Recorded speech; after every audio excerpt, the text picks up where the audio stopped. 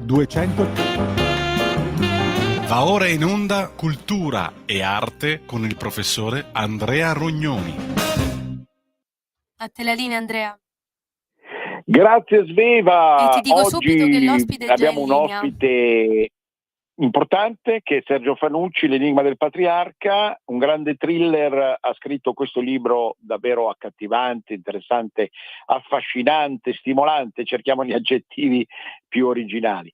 E in attesa che sia in collegamento, Andrea, l'ospite ce è già in linea, sì. Ce l'hai? Ecco, allora vediamo, sentiamo Fanucci. Pronto? Eccolo, eccomi professore, buongiorno, un saluto a lei e a tutti i radioascoltatori. Benissimo, sono davvero contento e onorato perché questo è un libro, lei ha già scritto tantissimi libri e poi parliamo anche meglio un po' della sua professionalità, che parte dal mondo editoriale, da quanto ho capito, e quindi con un'esperienza proprio nel campo, sul campo, si diceva una volta, che è fondamentale.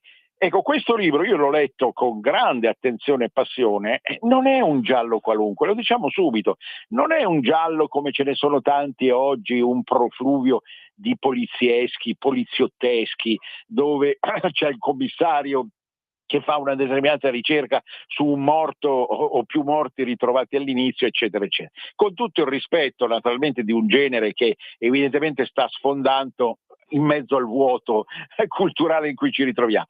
Questo è un romanzo storico, L'enigma del patriarca, edizioni Time Crime. Adesso poi lei mi corregga se dico delle inesattezze. Tutto corretto. Ecco, daremo poi le coordinate ancora alla fine di questa nostra interlocuzione. Ecco, è un romanzo storico che si basa su su un'ipotesi che potrebbe essere fattibile, plausibile e rasentare la verità, di un documento, di una bolla papale. Adesso non vogliamo spoilerare troppo, però almeno questo lo dobbiamo dire, di una bolla papale di fine 400, diciamo così, consegnata a un illustre personaggio. Io mi ricordo da bambino, quando si parlava anche al liceo tanti anni fa, si parlava di Pico della Mirandola, era quel tipo di personaggio enciclopedico, no? Che poi comunque va vista la biografia, è molto travagliato come personaggio, non è a tutto tondo, ci sono diversi aspetti, però sicuramente fra i fari del nostro Rinascimento. Ecco, quella bolla che cosa conteneva? Conteneva diciamo così, una chance in più per una fetta di Chiesa, una fetta così di ordini della Chiesa, alternativa a un altro ordine. Adesso ripeto, non vogliamo entrare troppo nel particolare subito, però decisiva per tutto quello che si svolge ancora oggi in Terra Santa.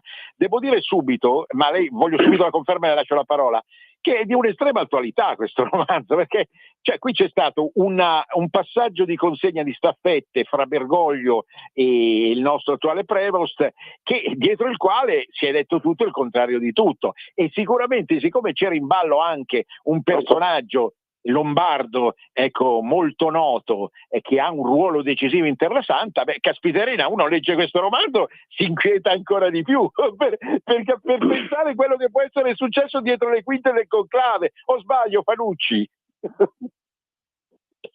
Fanucci? Pronto? Ah, Fanucci è caduto. Qui? Pronto? Mamma mia. Pronto? Un secondo, Andrea, adesso lo Sì, ricollego sì. subito. Ecco, quindi abbiamo voluto dare uno squarcio sulla trama, che è estremamente inquietante, di questo libro, che subito consiglio, L'enigma del patriarca di Sergio Fanucci, un grande thriller, ecco, della Time Crime. Pronto? Ci siamo? Pronto? Vedo che ci sono dei problemi. Ecco, io sto andando avanti a spiegare le caratteristiche di questo straordinario romanzo di Sergio Fanucci, L'enigma del patriarca, che ha proprio degli addentellati con l'attualità. Mi si sente? Pronto? Mamma mia.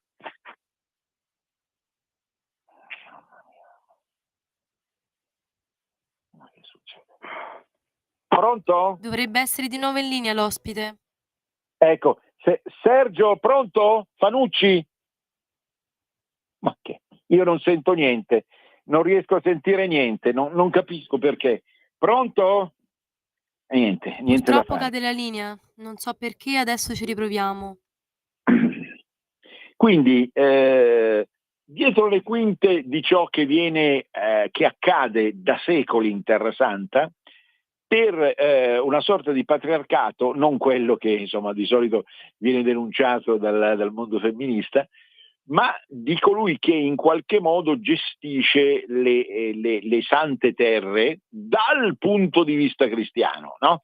Sappiamo che sono in ballo diverse religioni, sappiamo che ogni religione ha il suo portavoce e tutto si svolge secondo un piano che non è di facile gestibilità, per tutta una serie di situazioni, di condizioni che hanno a che fare certamente col potere, che è un potere spirituale ma è anche un potere temporale, non dimentichiamocelo, che è in grado ancora oggi insomma di far andare le cose in una certa maniera o in una certa altra. Se aggiungiamo che in questo periodo il contesto medio orientale è sottoposto a guerre di varia natura e di varia forma, sulle quali non aggiungo nulla rispetto a quello che già sapete, e quindi Israele, la Terra Santa, Gerusalemme e quant'altro si ritrovano al centro, si ritrovano sotto gli occhi del mondo, al centro di una realtà davvero spaventosa. Ecco che il romanzo acquisisce una forma e un'importanza eccezionali. Non ci siamo ancora? Andrea, Pronto? allora io ho ricollegato l'ospite, il problema è che lui sente muto, io lo sento ma lui non ci sente. Ma come mai? Come Non mai? lo so, Non capisco. non lo so, purtroppo Io... a volte ci sono dei problemi con le linee. Riprova magari a richiedere se sente, perché lui sente muto. Pronto Fanucci? Grande Fanucci! Niente. Come parlare al vento e evidentemente c'è dietro qualcuno, qualcosa. Andrea, proviamo Sì? a fare una cosa, guarda, adesso io metto un jingle e provo a scambiare le linee, provo a mettere Sì. te che non stai avendo problemi con il telefono Sì? nell'altra linea e lui nella tua, così vediamo un attimino se riusciamo Va a bene. scambiare, ok? Ok, Perfetto, io non mando... chiudo allora, non Sì, chiudo. Va bene. adesso chiudo io, non ti preoccupare. Sì. La tua radio è ascoltabile anche con la televisione in digitale. Sul telecomando della televisione digitale o del tuo ricevitore digitale puoi scegliere se vedere la TV o ascoltare la radio. Risintonizza i canali radio e troverai anche Radio Libertà, canale 252.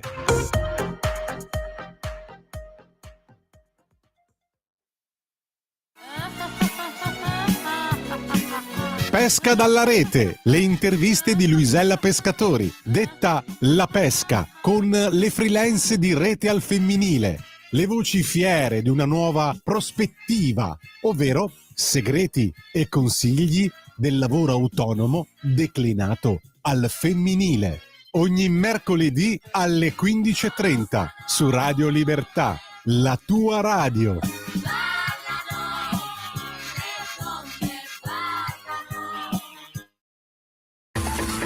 Ehi tu, non trovi più il segnale di Radio Libertà sulla tua radio DAB? Non disperarti, risintonizza. Sì, ma come? È facile, tasto menu, poi scegli il tasto corrispondente alla ricerca automatica dei canali, attendi qualche minuto e tutte le stazioni DAB della tua zona saranno disponibili.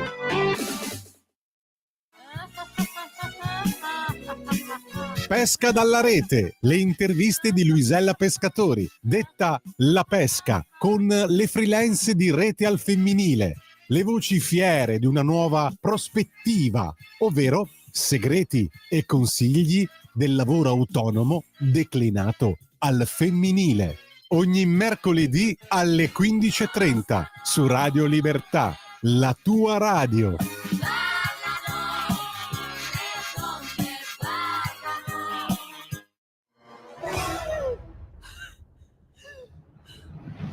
Pensa a respirare. Ora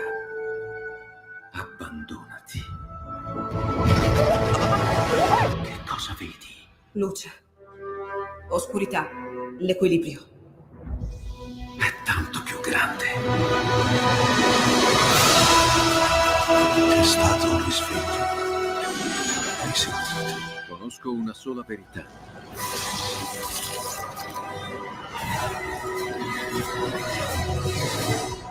Movie Time ti fa entrare nel vivo del cinema, ti fa sentire come se fossi tu il protagonista del grande schermo.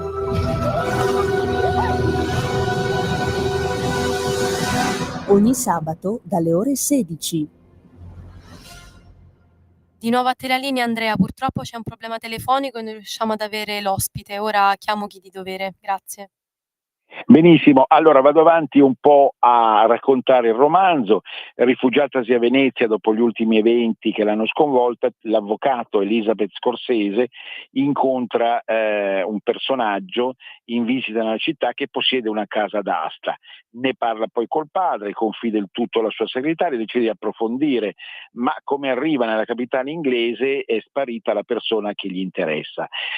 Questa è una delle due donne di cui vi dicevo. L'altra donna è Anna Pareto, che insegna storia delle religioni presso l'Università di Torino, un lavoro molto molto stimolante, e deve redigere una storia della Terra Santa, per conto addirittura di un porporato della Santa Chiesa. E però presto insomma si accorgerà che non è così semplice, perché ci sono di mezzo degli equilibri mondiali che sono destinati a venire ribaltati, proprio sulla base di quanto dicevamo prima, di quella ipotetica bolla papale che sarebbe stata redatta da un papa a fine 400 e consegnata niente po' di meno che a Pico della Mirandola. Le due donne poi si incontrano e succede tutta una serie di avvenimenti e di fatti che porteranno alla scoperta, ma non aggiungo altro proprio perché l'intrigo eccezionale non si può spoilerare oltre, alla scoperta della verità. Ecco, perché dicevo l'attualità del romanzo di Fanucci consiste proprio nel fatto che noi abbiamo assistito a un conclave breve ma travagliato, dove si pensava potesse venire a galla anche, ne avevamo parlato, ricorderete, con Paolo Golisano, anche un personaggio come Pierbattista Pizzaballa, no? Il noto bergamasco che ha un ruolo decisivo in Terra Santa. E lì attenzione che appunto l'alternativa fra due ordini da moltissimi secoli incontrarsi uno con l'altro è qualcosa che può decidere effettivamente del futuro della Terra Santa stessa. Questo è un thriller quindi che comunque ha un eco anche nell'attualità, ma che ci racconta delle cose straordinarie che Fanucci ha indagato con grande abilità, grande profondità. L'autore Fanucci è anche colui che ha scritto la famosa trilogia dei codici, ha maturato un'esperienza editoriale eccezionale, ha delle conoscenze anche nel mondo della Chiesa, eccetera, eccetera. Chiaramente quando si parla di Chiesa in Italia non si ha forse il coraggio di andare fino in fondo per tutta una serie di motivi di varia natura e di varia forma, e quindi quando poi veniamo a capire che dietro c'è un potere che comunque è molto più vasto e penetrante di quello che appare, noi ci rendiamo conto che questa pedina degli scacchi, che corrisponde appunto alla gestione della Terra Santa, svolge un ruolo molto, molto più decisivo di quello che appare, anche in relazione a tutto il travaglio che viene vissuto attualmente da questa realtà del Medio Oriente. Quindi poi vedremo se noi riusciremo ad avere l'ospite. Ci sono un problema sulle linee tecnico, ma comunque noi tanto ne parliamo, e quindi questo libro io ve lo raccomando davvero, lo si legge col fiato sospeso dalla prima alla 300esima pagina, no? Perché la bravura del Fanucci sta proprio nel riuscire a costruire qualcosa che parte da lontano, parte da un fatto storico e da una scoscesa culturale molto lunga e travagliata, che è costituita dalla storia stessa della Chiesa, per arrivare ancora ai nostri effettivi giorni. E dietro ci sono anche dei morti, ma senza che, la bellezza proprio del romanzo stesso, senza che raggiunga la stupida banalità di certi thriller polizieschi d'attualità, che quindi in effetti non appartengono al nostro gusto, al nostro orientamento. E quindi il nuovo romanzo va letto con piacere, con gusto naturalmente, so che già sta vendendo moltissimo, e i personaggi, soprattutto femminili, che si incrociano sono tratteggiati con maestria e anche con, direi, avendo letto con gusto il romanzo, con senso postmoderno quasi della vita amorosa, della vita privata, dei rapporti internazionali, dei trasporti e di quant'altro, visto che vengono effettuati numerosi viaggi, visto che ci raggiungono le principali città del mondo, New York, Londra, Roma, Gerusalemme, in un incrocio, in un incastro che appartiene forse al meglio anche di una tradizione di spionaggio che abbiamo visto brillare nel cinema, abbiamo visto brillare nella letteratura migliore. Quindi questo libro va veramente comprato e va attenzionato come fra i migliori usciti in questa stagione. E adesso, in attesa che miracolosamente si possa risentire il nostro Fanucci, vi volevo però parlare un po' di chi è passato a miglior vita. Abbiamo un obituario folto, cominciamo da Arnaldo Pomodoro. Arnaldo Pomodoro è stato uno dei più grandi scultori italiani del Novecento. Sono diventate famosissime le sue sfere lavorate, nel senso che lui entrava in una sfera e ci mostrava cosa c'era naturalmente, sfere metalliche che vengono illuminate dal sole e che sono state posizionate, essendo lui morto quasi a 100 anni, per tutto il Novecento e oltre, nelle principali piazze italiane, che era una anche a Vigevano, che poi appunto è stata tolta, ma comunque tutte queste, a Pesaro dove lui è nato, è cresciuto, a Roma eccetera, tutte queste sfere, dal mio punto di vista, rappresentano il meglio dell'arte contemporanea. So di sottopormi a ferocissime critiche, perché qualcuno non riesce a capire quale sia il valore effettivo di una sfera squartata, dove all'interno si vedono appunto trame fitte di reticolati metallici, ma che qual era il senso dell'operazione di Arnaldo Pomodoro, ragazzi, eterni ragazzi e ragazze che mi sentite? Era quello di farci intendere che il mondo è più importante visto nella sua interiorità che nella sua superficie. Noi ne parlavo poco fa per il romanzo di Fanucci, cioè è quello che appare davanti ai nostri occhi, quindi alla superficie terrestre delle cose, anche nei rapporti di potere, nel boom urbanistico, nella geopolitica eccetera. Non è niente di quello che sta dentro. Che sta dentro, voi direte, ma dove? Al centro della terra? No, non c'è bisogno di scomodare Verne, che sta dentro le anime, che sta dentro i pensieri delle persone. Ed è un groviglio, ed è un vero e proprio groviglio, un vero guazzabuglio manzoniano che il nostro grandissimo Pomodoro è riuscito, Arnaldo, a raccontarci. E quindi teniamo sempre conto che nel Novecento inoltrato non c'era più bisogno di far vedere delle figure canoniche, statuarie, no? Come nell'antica Grecia o come nel Rinascimento. Si trattava di andare a scoprire veramente il senso ultimo della realtà nella sua angoscia esistenziale, e questo ha fatto Pomodoro. Tenete conto che lui aveva un fratello più giovane, ma che è morto da tempo, e che anche lui, diciamo, aveva seguito un po' questa linea operativa. Però ancora oggi, dopo la morte del maggior Pomodoro, di Arnaldo, noi possiamo ammirare queste sfere. È probabile che si faccia una grande mostra a Roma prossimamente di tutte queste sfere, che mi colpirono fin da ragazzo. Io venni colpito da queste sfere perché in fondo ne percepivo la capacità di parlare all'intimo dell'animo umano alle soglie del 2000. E mi fermo qui. Alvaro Vitali.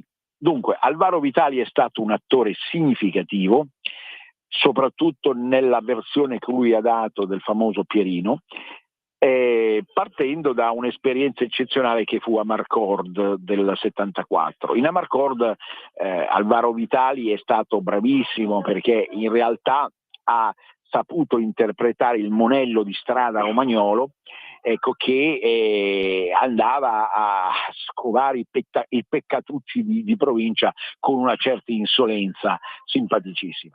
Successivamente Alvaro Vitali, inutile nasconderlo, diciamo per fattori anche di cassetta che contagiano tutti gli attori, anche i più grandi, ebbene si è infilato nel discorso della commedia sexy all'italiana, commedia italiana a sfondo sexy, con delle partner come per esempio Edith Fenech, Barbara Boucher e altri. Ora, la sua caratteristica era quella di esprimere un linguaggio infantile, piuttosto volgare, piuttosto triviale, con aderenza a quelli che erano i gusti della società di allora, che ovviamente oggi non sarebbero più accettabili, non sarebbero più politicamente corretti, ma cioè, un conto è lo sfondo e la capacità indubbia di Alvaro Vitali di interpretare questa parte fetente dell'animo umano, no? Legata allo scurrile, al sesso più bieco e fatiscente. Un conto è invece quello appunto di esagerare in certi ruoli e quindi di trascinare lo spettatore oltre un certo limite in un vicolo cieco. Non vuole essere, attenzione, una reprimenda nei confronti di un personaggio che comunque è stato estremamente significativo e ha condizionato moltissimo il cinema italiano. Però bisogna anche saper riconoscere i limiti di un certo ruolo e di una certa scommessa. L'altro personaggio ancora appartiene al cinema, ma al cinema e al teatro più alto. Parliamo di Lea Massari, che è morta a 92 anni, è un personaggio che incarnava molto bene il femminile di allora, che era ancora un femminile classico, ma declinato secondo una melanconia, un languore, una dolcezza e anche una signorilità che magari altre attrici, senza far nomi, del cinema italiano non sapevano segnalare, non sapevano rappresentare. Lea Massari aveva una dimensione aristocratica, pensiamola in Anna Karenina, no? Tratto dal romanzo di Dostoevskij, pensiamo in alcuni film anche con sordi, laddove faceva da contraltare, diciamo, al naif sordiano. E quindi Andrea, ci riportava, scusami, facciamo una appunto, piccola in un'atmosfera. pausa. Pronto, Andrea, sì? mi senti? Facciamo una piccola Sì? pausa, va bene? Facciamo lo stacco. Sì. Io ho Facciamo provato a la richiamare, pausa e a dopo. ho provato a A richiamare risentire. l'ospite, purtroppo lui non ci sente, non lo sentiamo, non so per quale Ho motivo. capito. Ho già insomma riferito il problema a chi di dovere e vediamo cosa riusciamo a fare. Mi spiace, Certo. non dipende da me. Sì.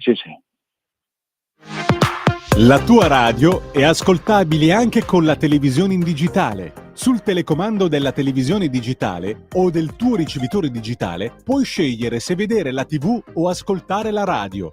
Risintonizza i canali radio e troverai anche Radio Libertà, canale 252. Di nuovo a te la linea, Andrea.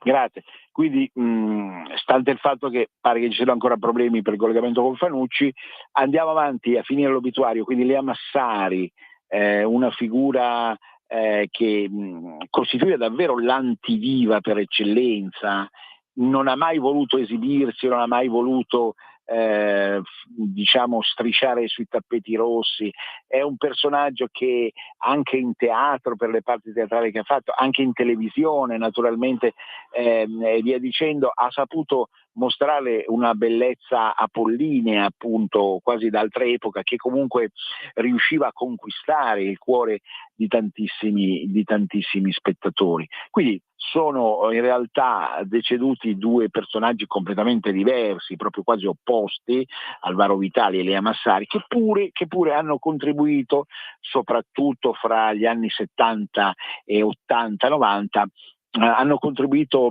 così a dare al cinema italiano un tono e un gusto di afflato universale, ammirato o comunque attenzionato davvero da tutti. Sapete infatti che in questo momento il cinema giace in una grave situazione difficile da districare, difficile da riuscire a riformulare e a rilanciare in qualche maniera.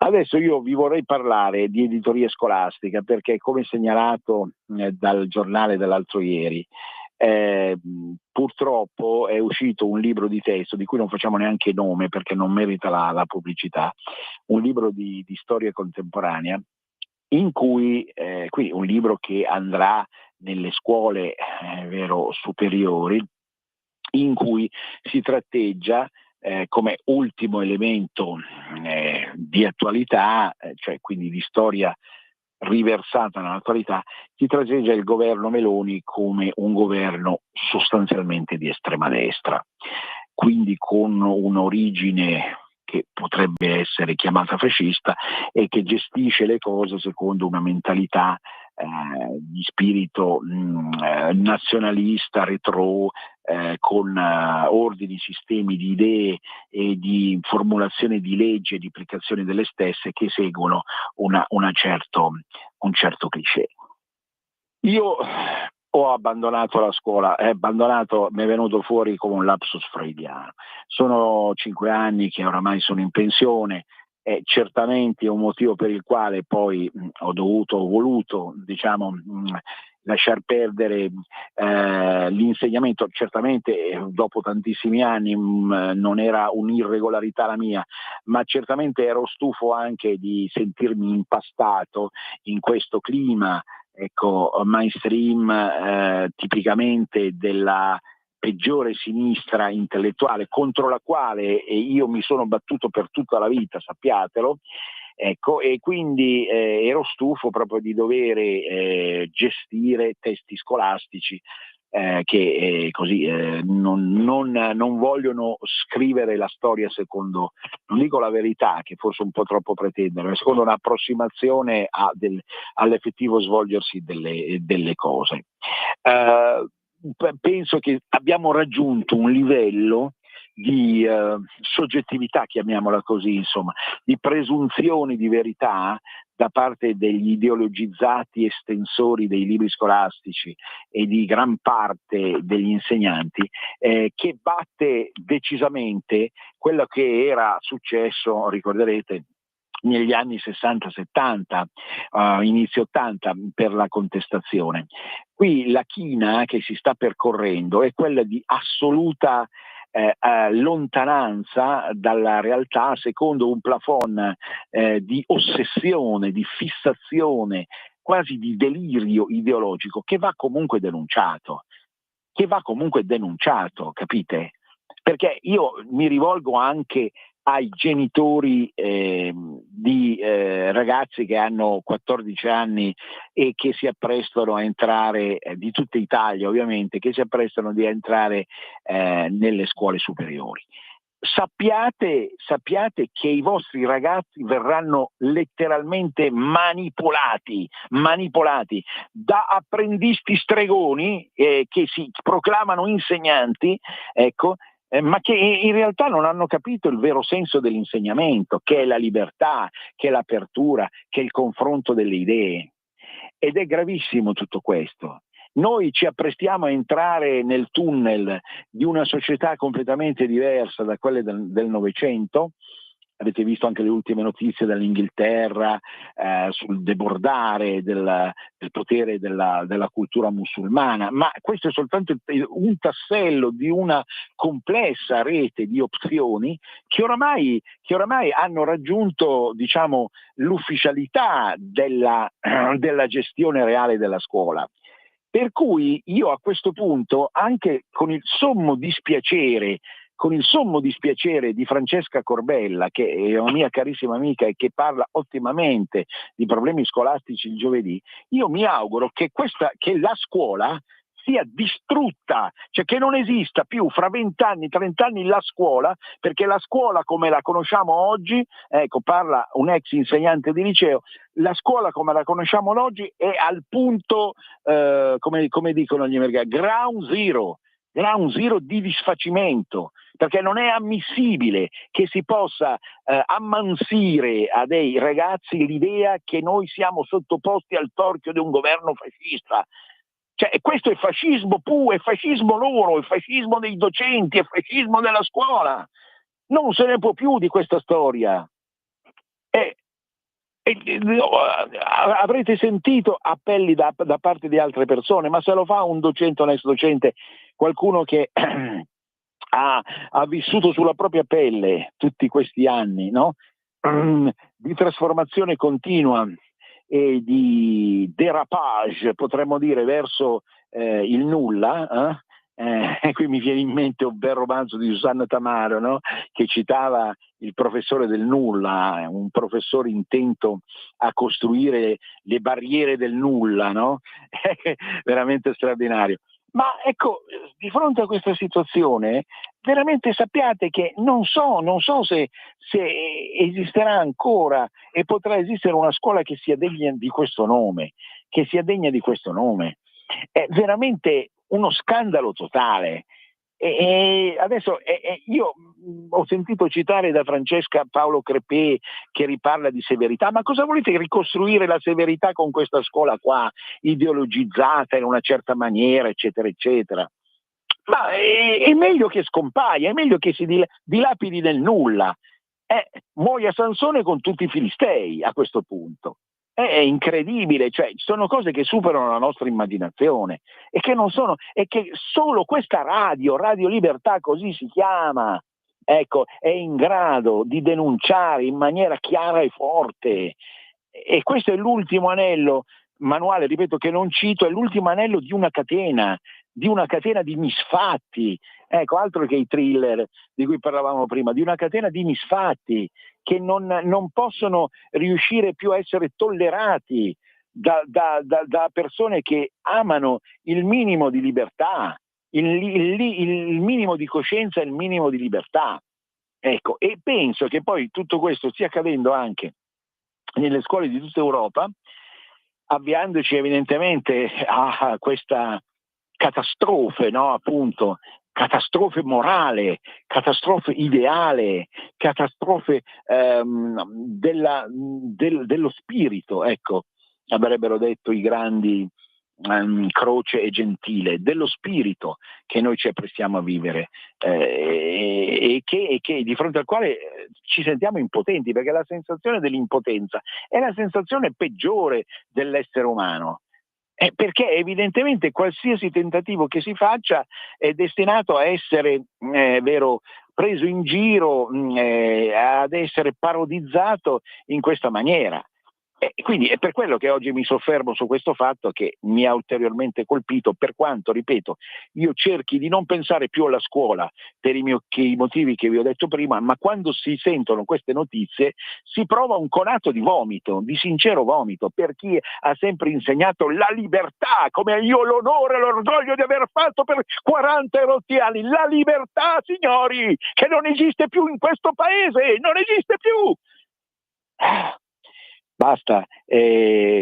Allora, cara Sveva, come andiamo? Niente, Sergio Panucci risentirà la trasmissione poi nel podcast e avrà modo di gustare, se gli sarà piaciuto, appunto, le mie parole di approfondimento nei confronti di un libro che comunque si propone in un interesse di indagine sincera e autentica nei confronti di un Moloch che sicuramente è costituito da quello che rimane, possiamo usare questo termine, da quello che rimane della realtà ecclesiastica, con tutte le ricadute possibili e immaginabili, che vanno anche indagate attraverso situazioni, forme e, diciamo così, puntate verso il passato. A volte nel lontano passato noi troviamo delle risposte che il passato più recente non riesce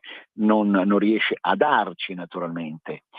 E io, ritornando alla scuola, comincio a pensare che si stava meglio nel Settecento, quando c'erano i singoli pedagogisti, i singoli educatori che andavano a casa di chi se lo poteva permettere per insegnare, perché tra un insegnamento adeguato a metà della popolazione e un insegnamento fasullo e farlocco alla totalità della popolazione, penso ancora che sia preferibile quell'altro, perché se le persone, i ragazzi, i bambini, i ragazzi devono essere indottrinati in una certa maniera, che cosa pensate che sia meglio? L'ignoranza o il falso indottrinamento? Ma forse è meglio l'ignoranza.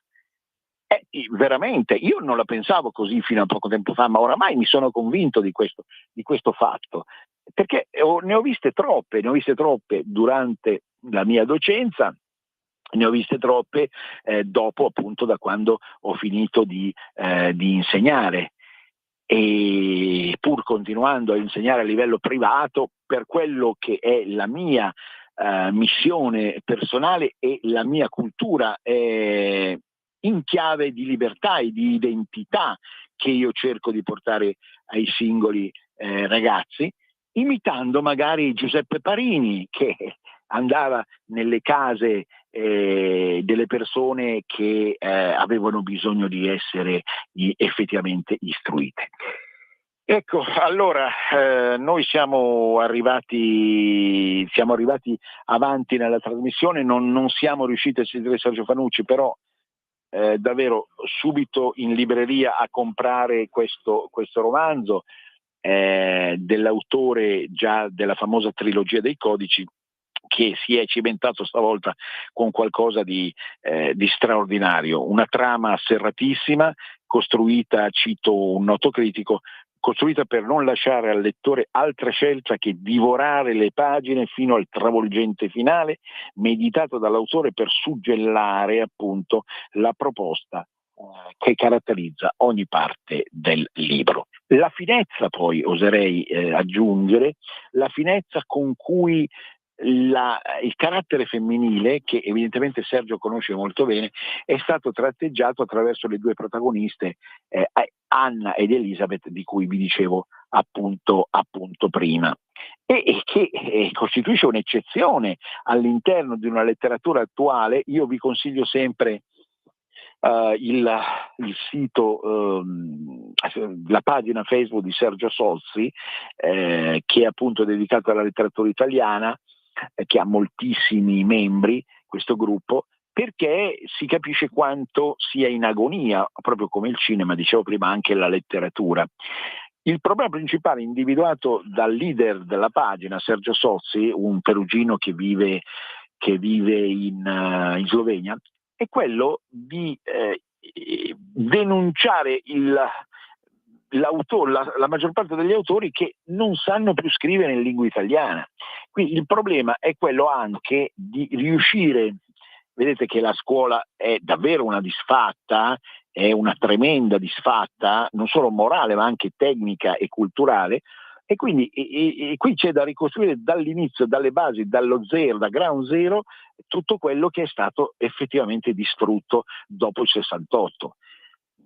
Se avevamo ancora un'opinione, un minimo di opinione positiva, insomma, nei confronti del 68, come grande scossone, no, che poteva effettivamente ridare fiato a una dignità dell'insegnamento scolastico e dell'apprendimento, noi ora siamo convinti che allora nel 68 nacque la rovina reale, il seme della rovina reale che è arrivato sotto traccia prima e poi più superficialmente, emergenzialmente, fino ad oggi, attraverso le manifestazioni che noi vediamo effettivamente nella scuola di oggi.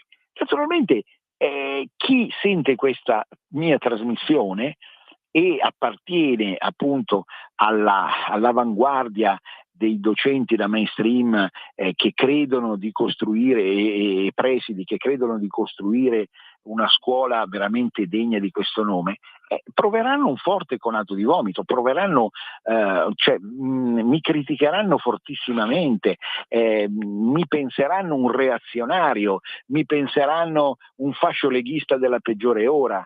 Ma vedete come la distorsione della realtà è stata praticata da costoro in maniera assoluta, in maniera drastica, con dimensioni di decadenza, appunto, di decadenza totale che caratterizza appunto la classe insegnante di quest'epoca. E per cui approssimandoci appunto a poco alla fine della trasmissione, penso che tante cose in Italia siano da ricostruire e che comunque questo governo in chiave pratica non è solo una questione di governo, è una questione di sensibilità e di propensione all'allestimento di una cultura realmente alternativa a quella dominante, ecco, possano essere l'inizio, possono essere il seme, un controseme rispetto al 68 disastroso, catastrofico, un controseme che riesca in qualche modo a ricostruire e dare fiato al senso ultimo dell'informare e del formare, perché vedete c'è sempre una stretta correlazione fra il mondo del giornalismo, dell'informazione e il mondo della scuola, che in qualche modo possono, correlandosi l'uno con l'altro in maniera corretta, possono appunto ridare fiato e lustro al senso ultimo della nostra esistenza, della nostra vita, prima che sia troppo tardi. Va bene, dai, oggi ci fermiamo qui. Mi spiace che abbiamo perso Fanucci, e se nelle ultime 2 trasmissioni dell'annata 2024-25 riusciremo a risentire la sua voce, tanto meglio. Comunque intanto abbiamo già parlato e mi raccomando, subito in libreria a comprare L'Enigma del Patriarca, un grande credo. Un grande abbraccio a tutti, grazie a Sveva, a risentirci ancora lunedì e sabato prossimo. A risentirci, arrivederci. Venezia risorga Venezia per sempre. Avete ascoltato Cultura e Arte con il professore Andrea Rognoni. In quanti ti promettono trasparenza, ma alla fine ti ritrovi sempre con la bocca chiusa.